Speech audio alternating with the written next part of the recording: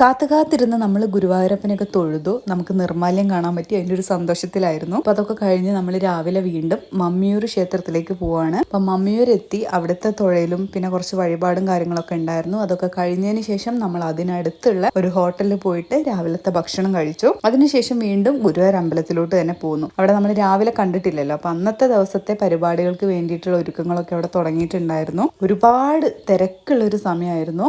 എന്നാലും ഭയങ്കര ഭംഗിയുള്ള ഒരു അമ്പലം.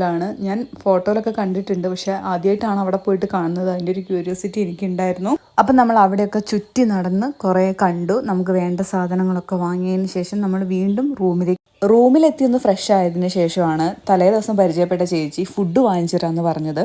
അങ്ങനെ നമ്മൾ വീണ്ടും അമ്പലത്തിലേക്ക് പോവുകയാണ്. അപ്പം എല്ലാ സ്ഥലത്ത് പോലും ഒരാളെ നമ്മൾ പരിചയമാക്കി വെക്കും. അപ്പം അത് നമുക്ക് ഉപകാരമായി. അപ്പം ചേച്ചി നമുക്ക് ഫുഡ് വാങ്ങിച്ചു തരാമെന്ന് പറഞ്ഞു. അതുകൊണ്ട് തന്നെ നമ്മൾ നേരെ പോയി നമുക്ക് വരിക്കൊന്നും നിൽക്കാതെ നമുക്ക് ഫുഡൊക്കെ കഴിക്കാൻ പറ്റി. പിന്നെ അവിടെ നിന്ന് ചേച്ചി പറഞ്ഞു, നിങ്ങൾക്ക് ഗുരുവായൂരപ്പൻ്റെ മോര് ഇവിടുന്ന് കൊടുക്കുന്നുണ്ട്, അത് വാങ്ങിച്ചു തരാമെന്ന്. അങ്ങനെ മോര് കുടിക്കാൻ വേണ്ടിയിട്ട് നമ്മൾ അവിടേക്ക് പോയി. അപ്പോൾ അവിടെ കുറേ ആളുകൾ ഉണ്ടായിരുന്നു. അപ്പോൾ അവരൊക്കെ പരിചയപ്പെട്ട് നല്ല സൂപ്പർ മോരായിരുന്നു. നല്ല പുള്ളിയുള്ള മോരൊക്കെ കുടിച്ചു. വളരെ നല്ലൊരു ദിവസമായിരുന്നു. വളരെ നല്ലൊരു എക്സ്പീരിയൻസ് ആയിരുന്നു അവിടെ പോയിട്ട്. ആദ്യമായിട്ട് പോയതുകൊണ്ട് തന്നെ കുറേ നല്ല നല്ല ഓർമ്മകളുണ്ടായിരുന്നു.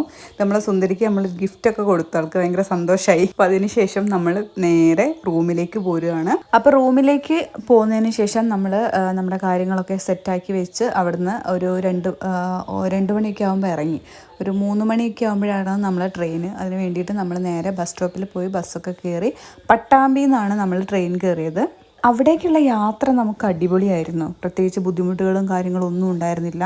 പക്ഷേ അതിനുശേഷമുള്ള യാത്ര എന്ന് പറയുന്നത് ഭയങ്കര ദുർഘടം പിടിച്ചതായിരുന്നു. ഇത്രയും തിരക്കായിരുന്നു ട്രെയിനിൽ, നമുക്കൊന്ന് കാലുകുത്താൻ പോലും ഇടല്ലായിരുന്നു. പിന്നെ ഒരുവിധം കിട്ടിയ സ്ഥലത്തൊക്കെ നിന്ന് ഒപ്പിച്ച് അതിൻ്റെ ഇടയ്ക്ക് നിന്നുറങ്ങാൻ കഴിവുള്ള കുറച്ച് ആൾക്കാരും കൂടെ ഉണ്ട്. അങ്ങനെ ഒരുവിധം നമ്മൾ കാലിക്കറ്റ് എത്തിയപ്പം തന്നെ നല്ല അടിപൊളി മഴയായിരുന്നു. നന്നായിട്ട് വെള്ളമൊക്കെ കയറിയിട്ടുണ്ടായിരുന്നു. അപ്പം മഴയൊക്കെ കൊണ്ട് നമ്മൾ നേരെ പോകുന്നത് സംഗീതത്തിലേക്കാണ്. ക്ഷീണം മാറ്റണമെങ്കിൽ നമുക്ക് എന്ത് വേണം, നമുക്ക് സംഗീതത്തിൽ ഒരു ഫലൂദ വേണം തോന്നി.